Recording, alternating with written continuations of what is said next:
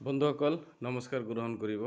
আজি কিছু কথা আলোচনা নকৰিলে নহয়, কিয়নো বৰ্তমান ৰাজনৈতিক প্ৰেক্ষাপটত সংখ্যালঘু যিসকল মুছলমান ব্যক্তি আছে তেখেতসকলে কেনেকুৱা পদক্ষেপ গ্ৰহণ কৰিব লাগিব সেই বিষয়ে বিভিন্নজনে বিভিন্ন ধৰণৰ মতামত দাঙি ধৰিলেও আজি মই ব্যক্তিগতভাৱে কিছু কথা আলোচনা কৰিব বিচাৰিছোঁ। মই বিভিন্ন সময়ত আগতেও ফেচবুকত ভিডিঅ' এটা দিছিলোঁ। এই ভিডিঅ'ত আলোচনা কিছু কৰিছিলোঁ যদিও আজি আকৌ নতুনকৈ যিহেতু 2026 চনৰ বিধানসভা নিৰ্বাচন আহি আছে, গতিকে এই বিষয়ে আমি সজাগ সচেতন হোৱাটো অত্যন্ত প্ৰয়োজন। আজি আমাৰ সংখ্যালঘু অঞ্চলৰ মানুহে যিমানেই বিভিন্ন দল বা কংগ্ৰেছ হওক, ৰাইজৰ দল হওক বা AJP হওক, এই যিবিলাক দল আছে এই দলবিলাকত বিশ্বাস কৰিলেও আজি এনেকুৱা এটা পৰিৱেশ হৈছে যেন আমাৰ কাৰণে কোনো অমুসলিম কোনো নেতাক আমি যেন বিশ্বাস কৰিব পৰা নাই। কিন্তু তাৰ মাজতো কিছুমান ব্যক্তিৰ আচৰণ, কিছুমান ব্যক্তিৰ ব্যৱহাৰে বিশ্বাস কৰিব পাৰি যদিও আমাৰ ব্যক্তিগতভাৱে আমাৰ অঞ্চলৰ যিসকল ব্যক্তি সেই দলবিলাকত যোগদান কৰি আছে সেইসকলৰ ওপৰতহে বেছি গুৰুত্ব দিয়াটো প্ৰয়োজন। মই উদাহৰণ হিচাপে নামনি অসমৰ শ্বেৰমান আলী ডাঙৰীয়াৰ কথা ক'ব বিচাৰিছোঁ।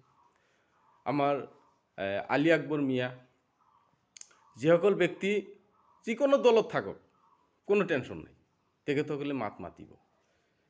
যিকোনো দলত থাকক সেইসকল ব্যক্তিৰ যোগ্যতা, সেইসকল ব্যক্তিৰ বিচক্ষণতাই আমাৰ জাতিৰ কাৰণে এটা অগ্ৰণী ভূমিকা পালন কৰিব।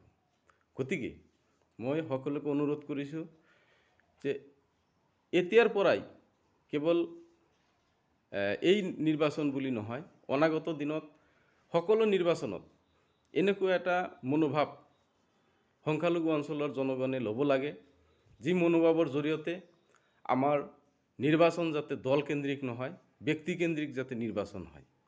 আমি বিশ্বাস কৰিব লাগিব আমাৰ অঞ্চলৰ সেইজন নেতাক, যিজন নেতাই কেতিয়াও আমাৰ সমস্যাৰ সমাধানৰ ক্ষেত্ৰত কাৰো লগত আপোচ কৰা নাই, যিজন নেতাই কেতিয়াও আমাৰ সমস্যাৰ যি সমাধানৰ ক্ষেত্ৰত কাৰো লগত আপোচবিহীনভাৱে যুদ্ধ কৰি গৈছে, তেনেকুৱা এটা নেতাৰ আমি সকলোৱে সমৰ্থন কৰিব লাগিব।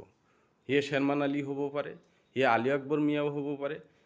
মোৰ ব্যক্তিগত কথা হ'ল এইটো মোৰ পচন্দ, কিন্তু আপোনালোকে সংখ্যালঘু অঞ্চলৰ ৰাইজে যদি কোনোবা বেলেগকো তেনেকুৱা বুলি ভাবে যে এইজন ব্যক্তি কেতিয়াও দলৰ লগত আপোচ হৈ সংখ্যালঘু অঞ্চলৰ সংখ্যালঘু জনগণৰ সমস্যাৰ প্ৰতি পিছ হুহুকি যাব, সংখ্যালঘু অঞ্চলৰ সংখ্যালঘু জনগণৰ সমস্যাৰ প্ৰতি তেখেতসকলে গুৰুত্ব নিদিব, তেনেকুৱা ব্যক্তিক আপোনালোকে কেতিয়াও পচন্দ নকৰিব।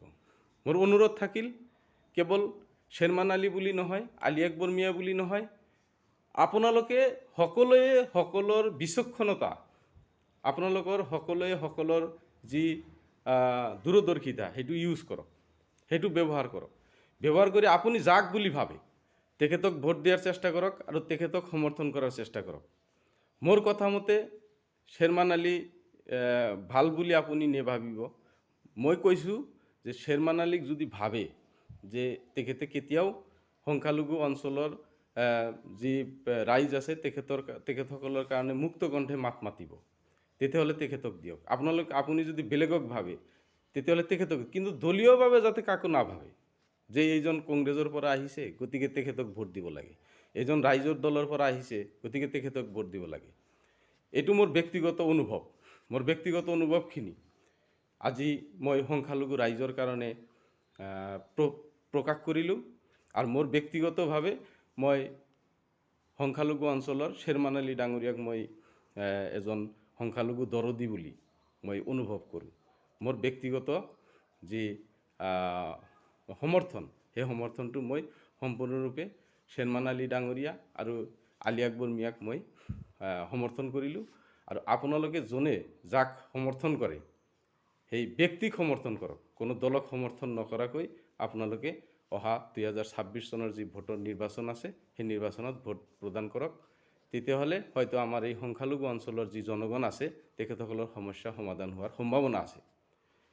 যদি এনেকুৱা ধৰক ৰাইজৰ দলতেই হওক বা বিভিন্ন দলতেই হওক এনেকুৱা মানুহ যদি এছেম্বলিত যায়, বিধানসভাত যায়, তেতিয়াহ'লে আমাৰ বহুত সুবিধা হ'ব। যদি কেতিয়াবা যিকোনো দলে চৰকাৰ গঠন কৰক, কি অসুবিধা আছে? সেই দলতে সমৰ্থন কৰিলেও কি অসুবিধা আছে, বা সমৰ্থন নকৰিলেও কি অসুবিধা আছে? তেখেতসকলেতো বিৰোধী দলৰ পৰাও বহুত ভাল কাম কৰিছে। বিশেষকৈ শ্বেৰমান আলী ডাঙৰীয়া এইটোতো গোটেই অসমত আলোড়নৰ সৃষ্টি কৰিছে। গতিকে এনেকুৱা ব্যক্তিক আপোনালোকে কেতিয়াও কিন্তু মৰি যাবলৈ নিদিব। তেখেতসকলৰ যি প্ৰয়োজনীয়তা, তেখেতসকলৰ প্ৰয়োজনীয়তা কিন্তু সংখ্যালঘু অঞ্চলৰ ৰাইজৰ সকলো সময়তে আছে। গতিকে এনেকুৱা ব্যক্তিক আপোনালোকে কেতিয়াও ধ্বংস হ'বলৈ নিদিব, এয়া মোৰ অনুৰোধ থাকিল। ধন্যবাদ। জয় অসম। এইখিনি মোৰ সংখ্যালঘু অঞ্চলৰ জনগণৰ ওপৰত আবেদন আছিল। আপোনালোকে মোৰ কথাখিনি শ্বেয়াৰ কৰিব আৰু গোটেই অসমবাসী ৰাইজৰ মাজলৈ লৈ যাবলৈ সহায় কৰিব। ধন্যবাদ। জয় অসম।